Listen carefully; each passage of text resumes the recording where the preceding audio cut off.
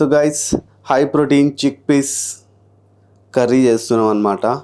దీంట్లో మనకు కావాల్సిన ఇంగ్రీడియంట్స్ వచ్చేసి ఇది జీరా పౌడర్, జీరా ధనియా పౌడర్, ఇది వచ్చేసి లాల్ మిర్చ్, ఇది వచ్చి నమక్, దాని తర్వాతకి చిక్ పీస్, ఇది వచ్చి sprouts, onion and tomato paste, అదే ఆనియన్ టొమాటో పేస్ట్ అనమాట.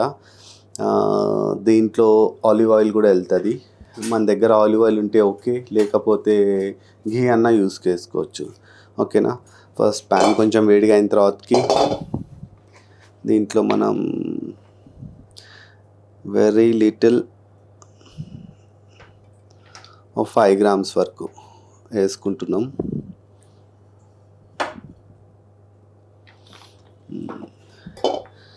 5 grams వేసుకున్నాం అనమాట. ఆలివ్ ఆయిల్ని కొంచెం ఫ్లేమ్ ఎక్కువ చేసి దీంట్లో ఫస్ట్ ఆనియన్ వేసుకుంటాం. ఇక నాకు తెలిసి కర్రీ అంతా ఒకటే ఉంటుంది అబ్బా. కొంచెం ఫస్ట్ ఆనియన్ వేసుకుంటాం, దాని తర్వాతకి కొంచెం అలా ఫ్రై చేస్తాం. బేసికలీ ఆనియన్ వేసిన తర్వాతకి, ఆనియన్ ఉడకాలి అని అంటే ఆనియన్ తర్వాతకి నమ్మక్ వేసుకుంటారు అన్నమాట.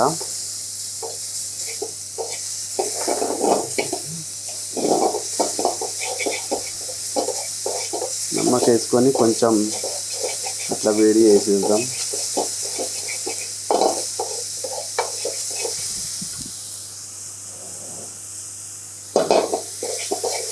కొంచెం కాలినట్లుగా అనిపిస్తుంది కదా, ఇక చిక్ పీస్ వేసేద్దాం.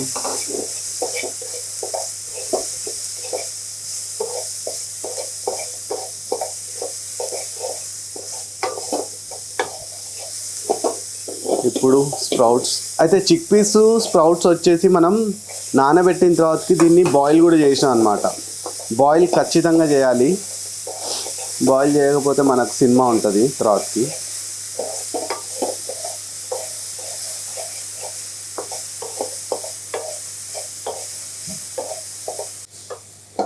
కొంచెం కాలిన తర్వాతకి మనం టొమాటో ప్యూరీ వేసుకుందాం. ప్యూరీ వేసుకున్న తర్వాతకి దీంట్లోకి వెళ్ళి కొంచెం నీళ్ళు వదులుతుంది అన్నమాట. ఆల్రెడీ మన దగ్గర అయితే ఇవి చిక్ పీసు, దాని తర్వాతకి స్ప్రౌట్స్ వచ్చేసి కుక్డే ఉన్నాయి. సో అది కుక్ అవ్వాలి అని మాత్రం లేదు. కాకపోతే ఇప్పుడు మసాలాలు వేస్తాం కదా, అది కొంచెం కాలాలన్నమాట. కాలాలి అని అంటే అది ఆ పచ్చిగా స్మెల్ రాకూడదు. నేనైతే దీంట్లో గార్లిక్ పేస్ట్ వేయట్లేదు, ఎందుకో ఈ మధ్య కొంచెం తగ్గించేసిన, వేడి ఎక్కువ అవుతుంది అనిపించి. మీరు కావాలంటే వేసుకోవచ్చు అన్నమాట. లాస్ట్లో కొంచెం జీరా, దాని తర్వాతకి లాల్ మిర్చ్ ఎక్కువ వేయట్లేదు, అలా అలా అలా అలా వేస్తున్నా.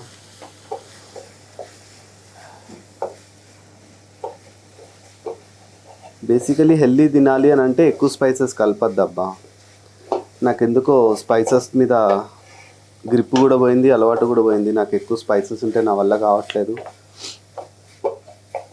మరీ అట్లా అని అస్సలు కూడా తినకుండా ఉండద్దు, కొంచెం తినాలి. యా, కింద కొంచెం పట్టుకుంటుంది కాబట్టి అలా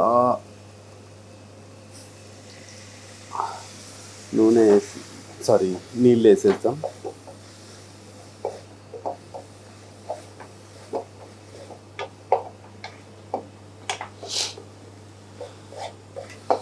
సో ఇది ఎండ్ రిజల్ట్ వచ్చేసి అయిపోయింది. ఇంతకంటే కుక్ చేయాల్సిన అవసరం లేదనుకుంటా. చూడండి ఎంత మంచిగా కనిపిస్తుందో. మంచిగా హాయిగా పప్పులో తినచ్చు, లేకపోతే హాయిగా నార్మల్గా without anything you can have it. Or roti curry కూడా చేసుకొని తినేయచ్చు. So yes, I'm done. ఇప్పుడు ప్లేటింగ్ చేద్దాం.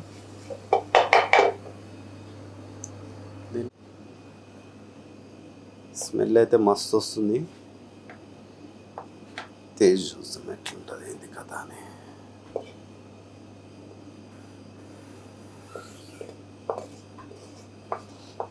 మీరు చూసిండ్రా, ఇది ఎక్కువ సేపు కూడా పట్టలేదు. నాకు తెలిసి ప్రతి హెల్దీ మీల్ వచ్చేసి హార్డ్లీ 10 నుంచి 15 మినిట్స్ పడుతుంది అనుకుంటా అబ్బా. అంటే మనం 10 నుంచి 15 మినిట్స్ స్పేర్ చేసుకుంటే ఓ మంచి హెల్దీ మీల్ ప్రిపేర్ చేసుకోవచ్చు. అంటే మనం ఒక పోర్షన్ చేయం కదా, ఒక్కసారి 3 పోర్షన్లు చేసుకుంటాం.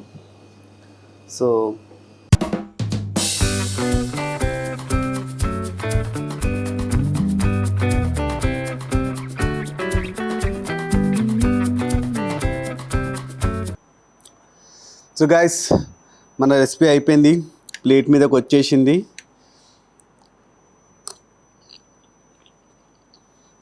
పర్ఫెక్ట్, సూపర్, నాకైతే సూపర్ నచ్చింది.